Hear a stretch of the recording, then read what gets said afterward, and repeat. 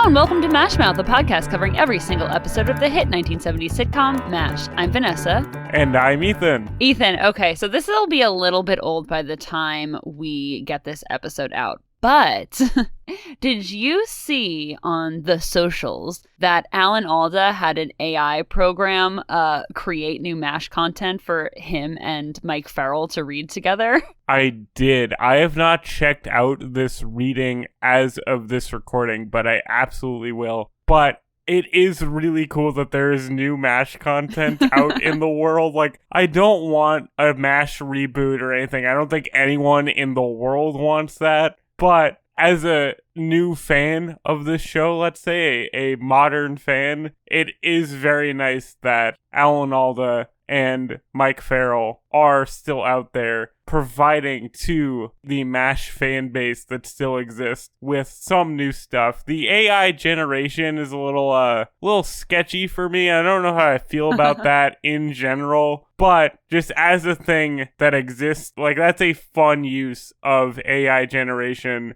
when two very old friends get back together and just do a scene together of an old show that we all enjoy. Yeah, I was thrilled with the new MASH content after 40 years because I have been craving some MASH content, and After MASH just didn't do it for me. So, this was really fun. I like that Alan Alda is kind of just so here, you know what I mean? He's so present. I do think that it's really cool that he, has a podcast and is making use of like new technology and stuff like that. I think that's really interesting and unique. So stay tuned. Maybe a bonus episode of MASHmouth covering this AI generated script. That would be really fun. Let's actually do that. Just a really quick bonus episode. And I have to say, like, I love that Alan Alda has a podcast in general. It's called Clear and Vivid, if you haven't checked it out before. And they follow us on social media. And that was one of the most exciting things to ever happen in my entire life when that first happened. Yeah, we loved it. We nerded out pretty hard. So that was a lot of fun. So in this episode, A Rich Full Day, Hawkeye explains a rather unusual time at the 4077 to his dad via a tape recorder letter home. So Ethan, what did you think about this episode? I like this one. I wasn't blown away by it. I thought it was a solid episode. I like the commentary kind of aspect of it a lot more than like the comedy of it. I thought this episode had Hawkeye explain war in a really like interesting way to listen to. And I like that he wasn't inherently presented as right, because he does this like twice and like nobody listens to him. So it was like a nice like undercutting of it. We'll talk about that later on. But this episode was like solid. It was more serious than I think the other ones have been. And it was a nice like change of pace from the very goofy Adam's Rib episode and vice versa that we've seen recently. It was a nice like, hey, this is a serious hour kind of one. You know what I'm saying? Yeah, I think so. I think that it was a lot less serious than I think it probably could have been. It was almost like a hybrid episode of like a goofier kind of Adam's Rib episode and an actual like other Dear Dad episode or, another harder hitting episode, to the point where I liked this episode, but it kind of just didn't, it was just like an episode of MASH. Nothing like groundbreaking, nothing really blew me away about this episode.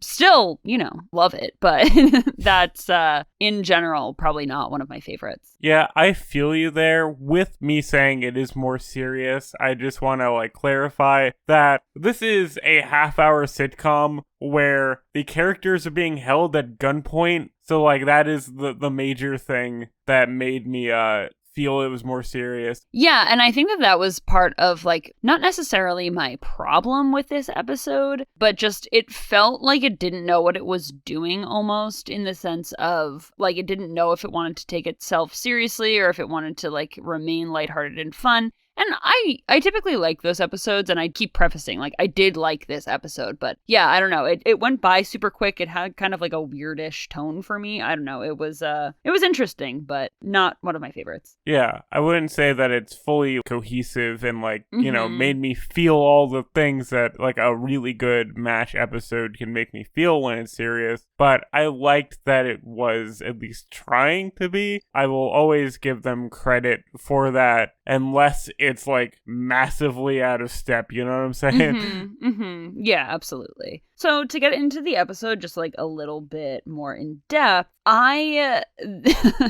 this is me completely joking, but you know an episode is a 0 out of 10 for me when it starts on a close-up of feet? No, thank you. I'll turn it off. Thank you very much. Yeah, dude. I did not enjoy seeing a very prolonged close-up of Trapper's feet as he cuts his toenails with a very long clipper. I guess that's just what they like looked like in the 50s. I don't know, but that was a directorial choice, and somebody probably enjoyed it, but not me. Thank not you, I. not me.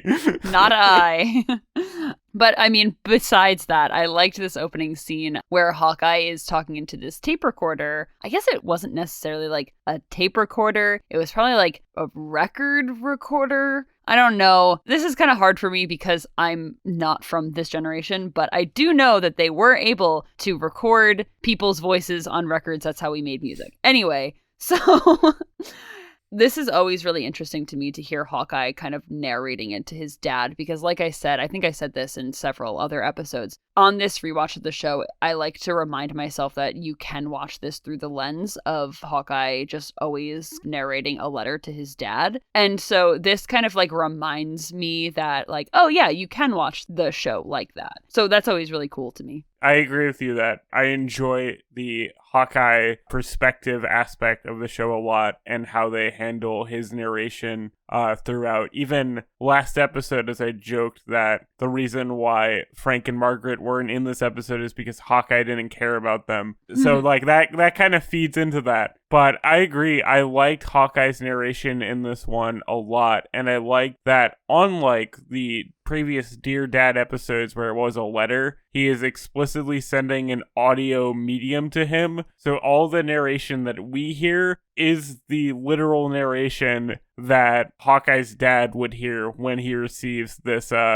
tape and or record. Yeah, definitely. I like that Alan Alda started his first podcast in the 1970s. Pretty cool. Yeah, Hawkeye following in our footsteps, doing a podcast about MASH. Isn't that a delight? Pretty meta, if you ask me. Inherently a good podcast kind of MASH in general. It's good to talk about on radio.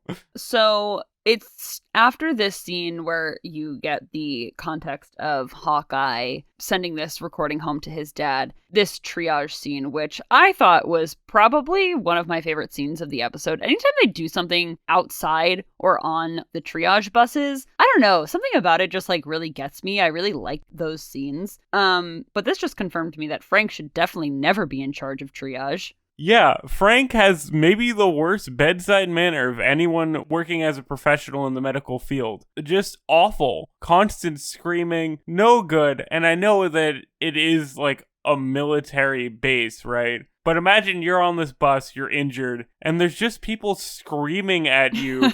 Like, not a good way to handle it, man. No, definitely not. And yeah, I mean, Frank was just kind of acting like Frank, so it's not really like anything groundbreaking for sure. But yeah, no, I definitely wouldn't want to be wounded and also like hearing Frank Burns' shrill voice just screaming at other people. So yeah, I did think though that this was a pretty good introduction to like every other subplot. I thought that was really well done, because this is where we get the introduction of like the Turkish soldier and the American soldier with the gun, and like I think they make reference also to the Luxembourg lieutenant. And they do. Yeah, so I liked this jumping off point. Yeah, it's where everything springs out of, which I do have to give them credit for structurally. That is like a really fun thing. Mm-hmm. And I have to say with the Turkish soldier, sorry, my lisp will not allow me to say this combination of words. But with the Turkish guy, them having him like sandwiched between two gurneys, I thought was insane. Like, I feel like you should not do that to a man, even if he's being rowdy. I don't know if that was like the reason why, because they did say, you know, oh, they gave him a bunch of, you know, like drugs to calm him down and drugs to like numb his shoulder pain and stuff like that. And he was just like very, very adamant about going back to the front line or like not leaving his buddies or whatever they thought was the issue with him at first. And he just like takes a knife out and rips through the top gurney, but also like, why was he covered up like that? Was it because he was being rowdy, or was it because, like, his shoulder injury? I don't know. That was very strange to me. I want to know who made that decision, because that feels like such a weird decision to make. Like, that feels like a Frank Burns decision, and Frank Burns was the one who was like, don't do that. So, like, who did this? After the introduction of the Turkish guy, and then they say something about, like, the Luxembourg lieutenant, and then we get the American soldier who pulls up in a Jeep, and he starts threatening everybody with a gun. So I think that we'll probably talk about him first. Yeah, he's, like, the A-plot of this episode. And I thought this was, like, pretty interesting. Like we talked about in the beginning, this episode doesn't really come together, like, cohesively as, like, a, wow, great episode. But I thought this was a really interesting idea in general, that this guy is kind of, like, overtaking the camp with, like, you have to take care of my guy first. I don't care about anyone else, and I'm going to literally shoot anyone who gets in my way. Kind of wild to see. I imagine that seeing, like, an American soldier be basically the villain of an episode was kind of, like, interesting to watch in the political climate of 1973, you know? Whatever year we're in right now. Probably further than that. But still, it was a really interesting watch, and this guy was, like, the, like, perfect, ideal, like, American soldier guy, where he's, like, a handsome blonde guy, and he was, like, the bad guy of the episode. It was an interesting watch. How do you feel about this? Yeah, this was super interesting. I think that what didn't have me super jazzed about this episode was just that I'm pretty sure that later in the series, they kind of do this American soldier with the gun plot line a little bit more in depth, a little bit further, a little bit better. So seeing it kind of almost like half-baked into this episode with a bunch of other kind of like kookier type of things just like didn't do it for me. I do like the idea of it. Like, I thought that, you know, because it's revealed at the end that he has been sitting there with a gun, making sure that they finish up taking care of one of his soldiers and stuff like that through this whole episode. And then it turns out that he is also pretty like seriously wounded. So I liked that aspect of it. But yeah, I thought that knowing that it's gonna get done a little bit better later on didn't have me too hot on it. But I mean, I thought that this was the better of the three kind of plots that they had going on. Yeah. Every time that you say that the show will do something better later on always has me really interested, because the show's gone on so long and has such a long history that its version of repeating plot lines isn't like the wacky shenanigan plot. Like, whenever you bring this up, it is always like the more mature plot, and like it's better because they've had more time to like gestate the idea, you know what I'm saying? So I'm interested when this will pop up again and how the other version of it handles it. And I do have to say that with this guy, the mud on his face, like, kind of freaked me out the entire episode. Me Just too. the, like, pattern of it, it, like, really skeeved me out. I'm glad that you feel the same way.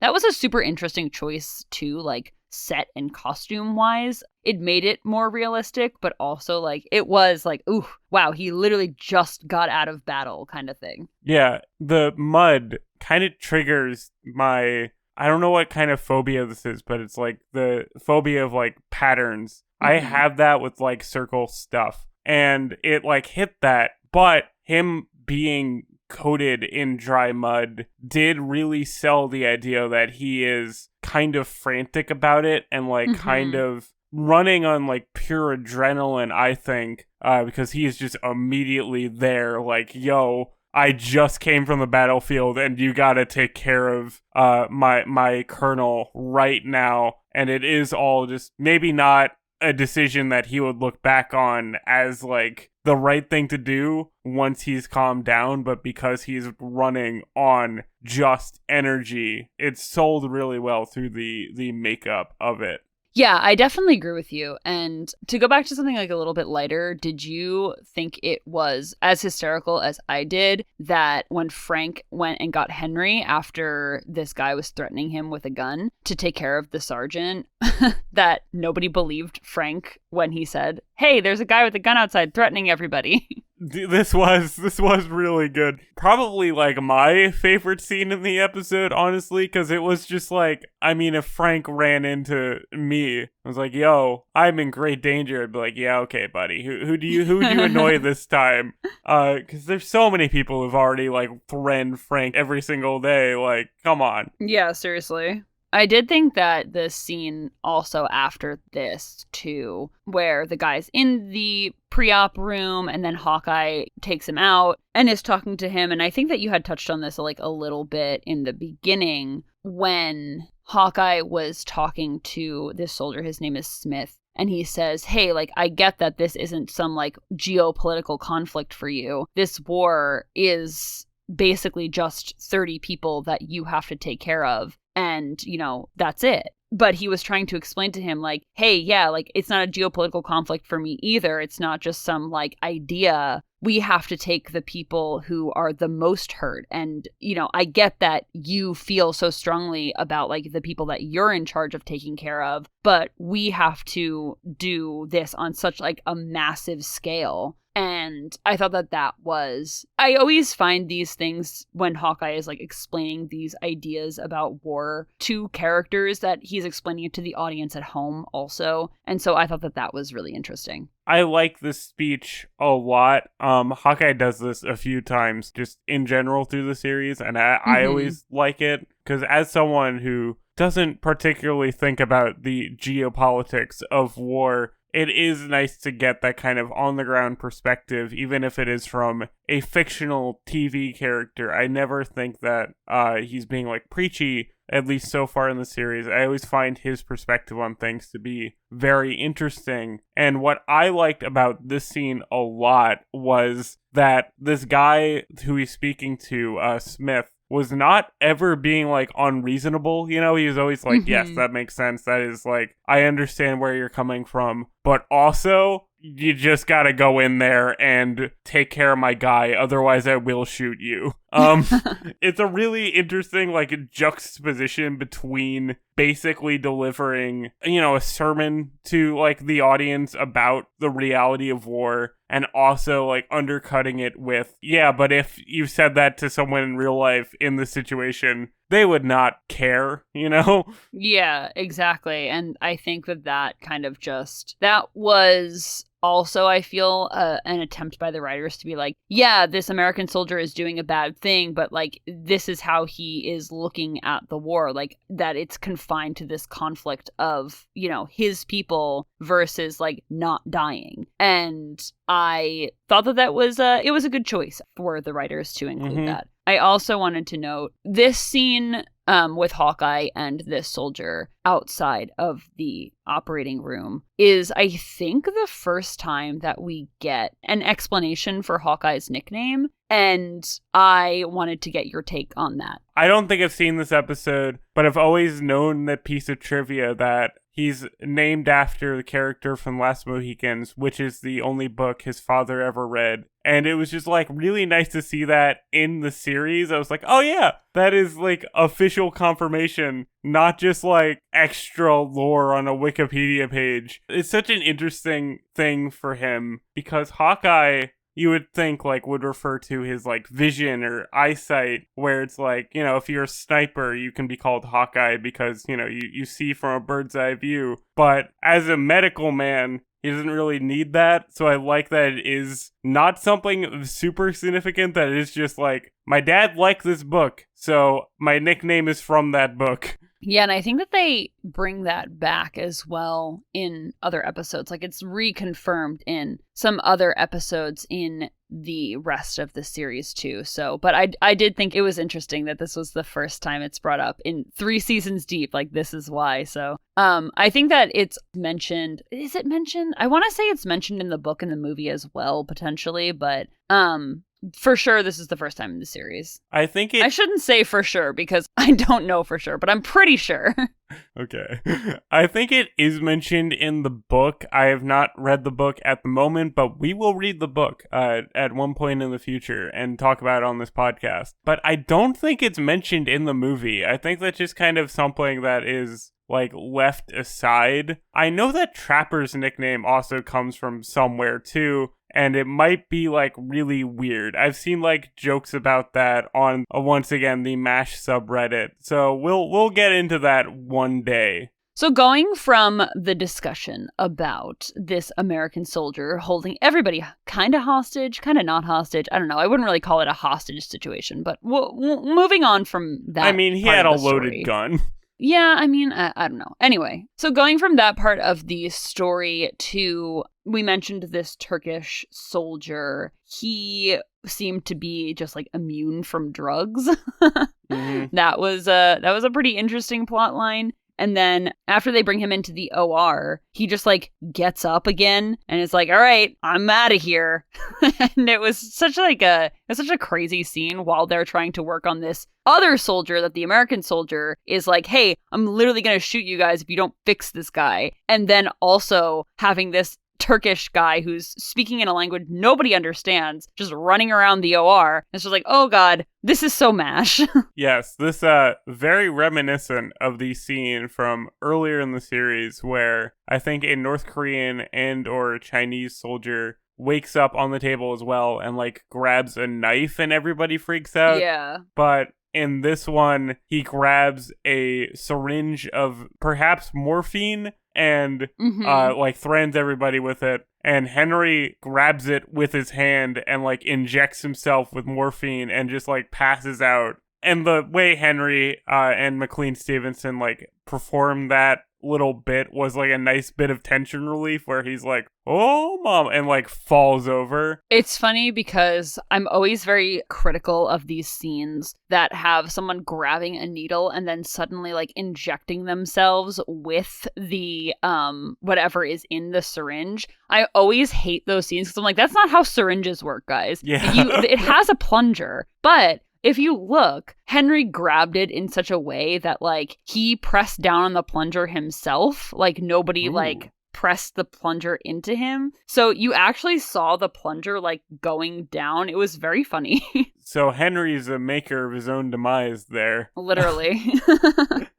And I don't really know how I feel about this Turkish man plotline, just in general. Like, it was a little too close to, I think, previous plot lines we've had where it felt like I have seen that before. I know we just talked about how I am interested in how they do these recurring little moments a little bit better, but I just feel like I've seen this particular bit done better with earlier episodes, like with the like North Korean and or Chinese soldier. I remember that being a lot more like tense and a lot more like interesting, where this one they kind of just like find him in the kitchen and Hawkeye tries to talk to him and it kind of works. And once again, it was a bit relying on the we don't speak a foreign language, so we're just going to yell at a man kind of thing that they've done in the past. So I didn't really know how to feel about how they handled this particular bit of conflict during the episode. Yeah, I think that's why, like I said, I wasn't like super hot on this because I feel like it was trying to be 2 different episodes with like the severity of the American soldier kind of holding them at gunpoint, making like, hey, you have to fix my friend,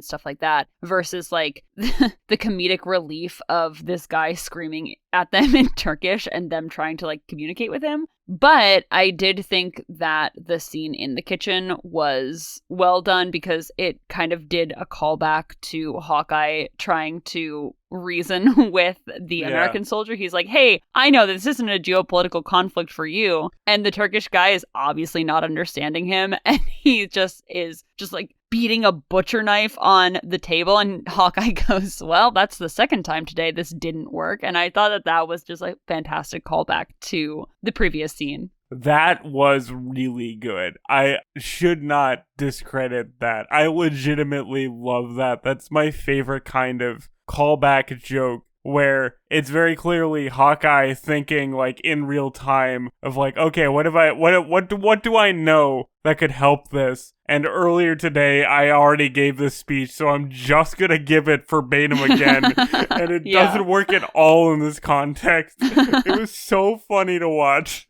It was smart, though, that Hawkeye kind of like figured out that he wanted to get sent back to the front, that he wasn't just like, I want to kill all of you people. He was like, hey, I don't want you to keep me here because I want to get back to fighting. But I did not think it was smart that he told Radar to give him his clothes, because, like, this man is 2 feet taller than Radar. Yeah. In what world is Radar's clothes fitting on this Turkish man? I was going to bring that up because that was just kind of insane to me. I think that was just an excuse to get Radar to undress, which is kind of inherently funny. But it was kind of ridiculous that of all the things that Hawkeye could have him put on was the clothes of a man who he described as a 2-foot man. Like, this is a very large Turkish soldier right here. It was just silly. It was very silly. On a similar note, I thought it was also kind of ridiculous how much Hawkeye trusted Radar to bring the soldier back to the MASH hospital. Literally. Like, Radar is such a small little man, and he was kind of putting him into a not dangerous scenario because this guy's not inherently dangerous, but he's putting a lot on him right now with trusting him to drug this man, drive him back, and like make sure that he doesn't wake up along the way.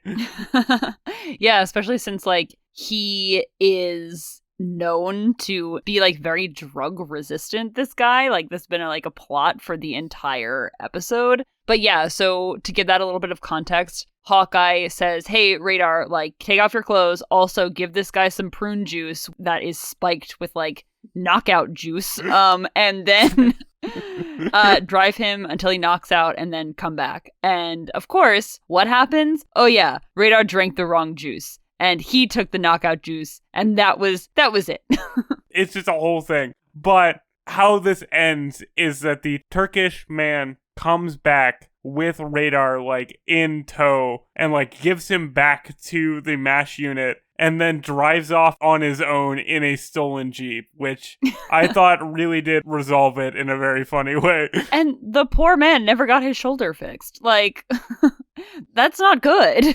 He's got priorities, man. This episode is about how you run on adrenaline and don't care about your own injuries and you just plow ahead to your own detriment. Apparently that's just the takeaway from this episode, because that segues us nicely into how adrenaline just apparently takes over, because the Luxembourg lieutenant was originally thought to have died, and then at the end, when they're at his like memorial, they're doing like a memorial for him at the 4077, when his colonel comes and is like, wow, I'm really sad that this man that, you know, is so brave that he died, and this and the other thing. And then he hears the Luxembourg national anthem and then gets up. He wakes from the dead, apparently, and just is there.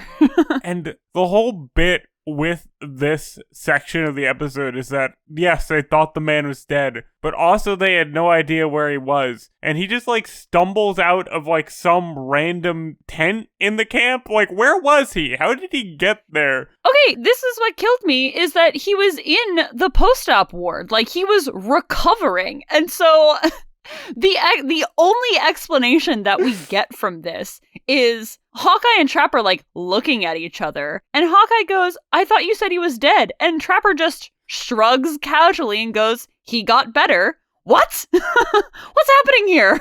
I mean, that's a pretty valid medical explanation, I assume.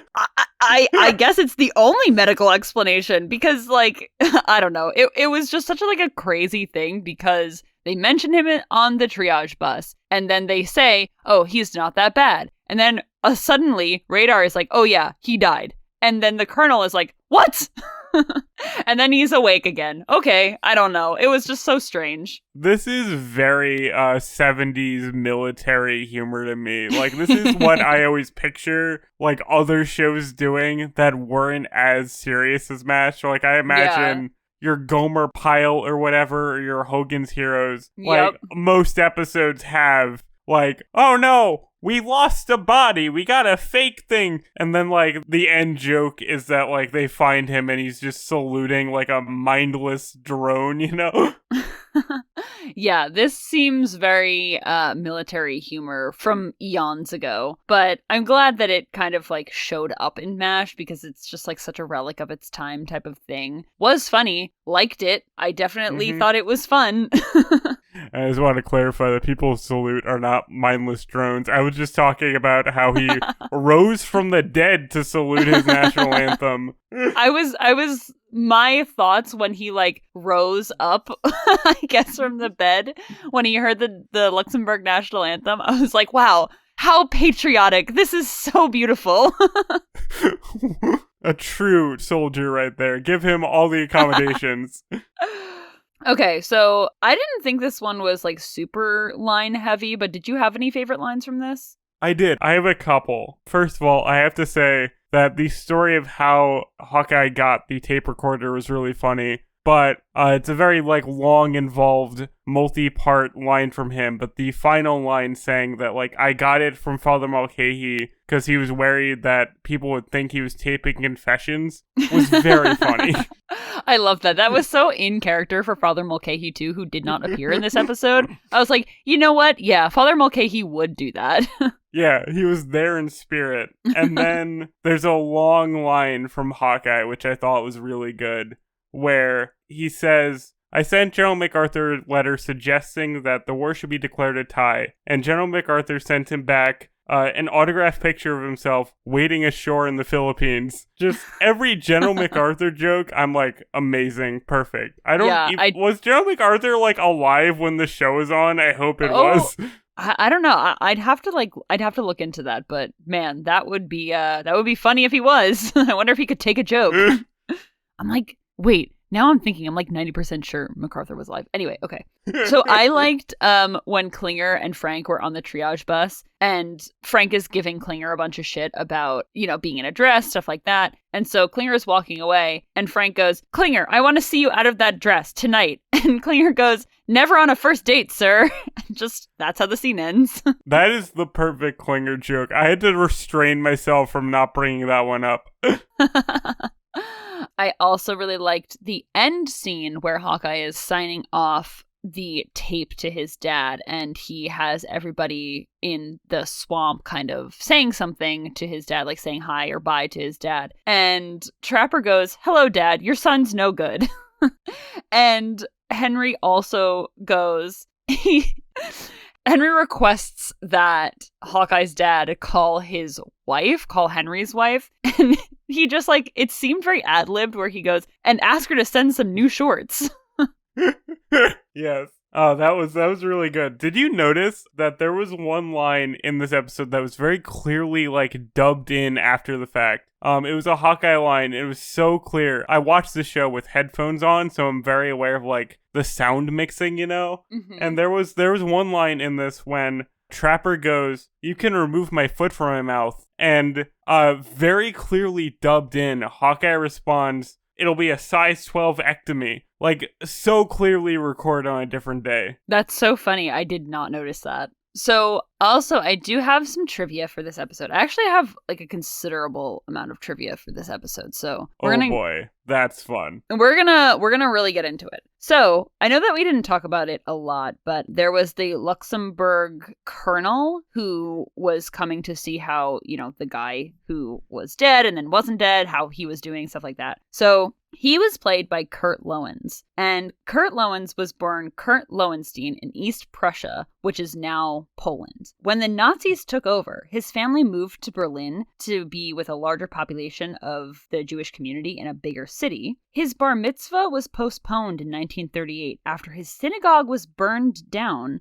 and his school was closed during the November pogrom, or commonly referred to as Kristallnacht. Insane. Oh my God. Yeah. His family fled to the Netherlands and planned to come to the U.S., but he and his mother ended up being sent to Westerbork, which is a concentration camp, or was a concentration camp in the Netherlands. But they were released apparently due to his father's connections at his job in the Netherlands, so they narrowly escaped being sent to Auschwitz. After being released, he took on an assumed name and joined the Dutch resistance, and his group of the resistance helped to rescue over 100 Jewish children and hide them with families that would take them in.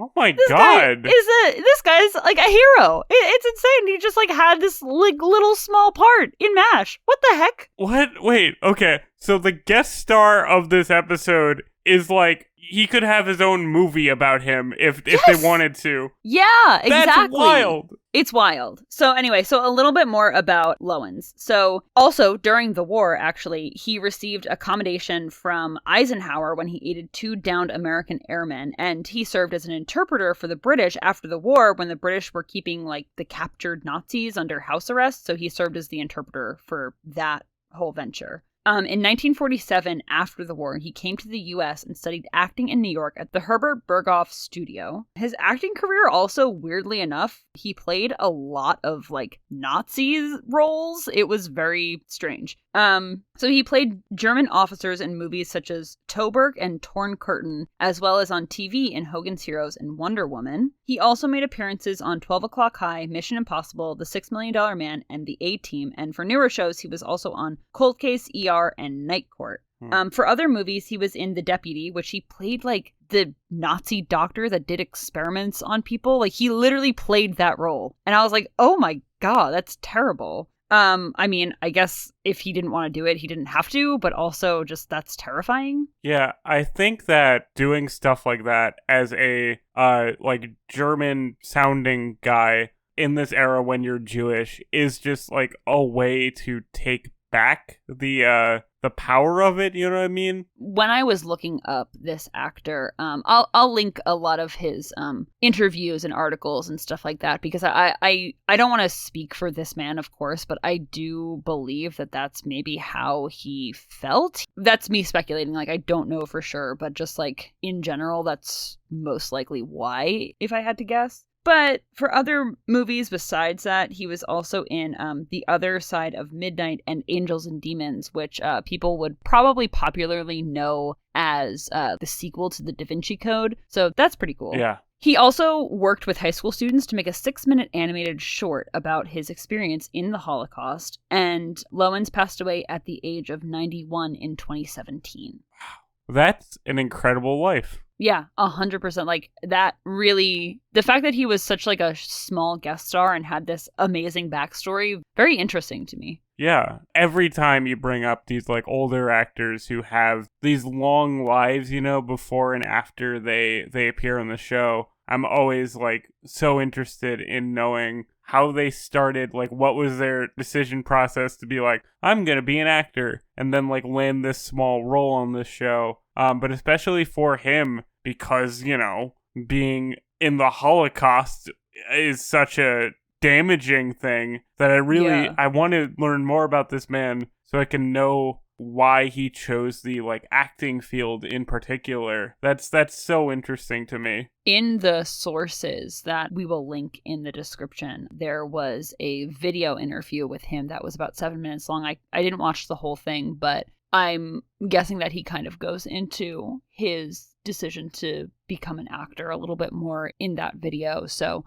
if anyone's interested, I found this man incredibly interesting. I was so blown away the fact that he was a literal war hero and saved Jewish children during the Holocaust, and then just was an actor afterwards. That's crazy to me. That's crazy. Amazing. Thank you for sharing that. Yeah, of course. So I also have a little bit more trivia about the Korean War. I know we're heavy on trivia today, but I thought that this was all pretty interesting. So I looked up the Turkish involvement in the Korean War. So apparently Turkey, not apparently, this is facts, but Turkey was the second country after the US to respond to the UN's call for assistance in South Korea. And they also had the fourth largest troop presence in the Korean War. So pretty amazing.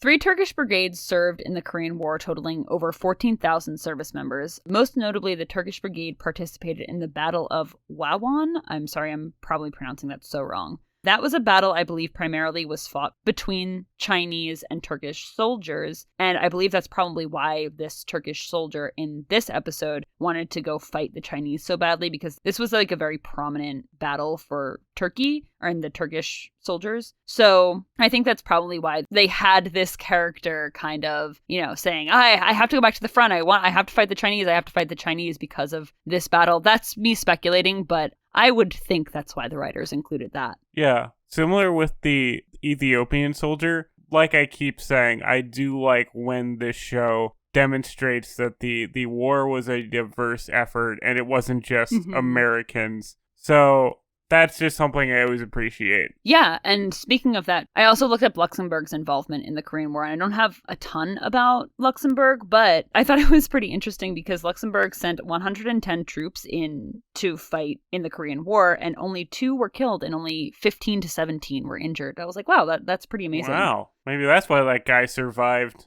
Yeah, right? Interesting. The Luxembourg troops were also part of 3 battles in the Korean War, including the Battle of Oh, God. I don't want to butcher the pronunciation, but there was this battle that was very close to being one of the last battles of the Korean War. So I'm also going to link some sources to Luxembourg's involvement as well for further reading. Please check out those links. Vanessa goes through a lot of effort for this trivia. But this is awesome. So much stuff, and I know we've talked about it before, but I didn't learn about this stuff in school. I got a very, glossed overview of the Korean War. So I really always appreciate being able to, learn about this new stuff. And so I hope that anyone who is interested is also learning something too. Yeah, I agree. It's called The Forgotten War for a reason. And I'm glad that we, in our very small way with our very goofy podcast, can learn just a little bit more about the real Korean War every now and again. Yeah. Okay, Ethan. So, controversy time.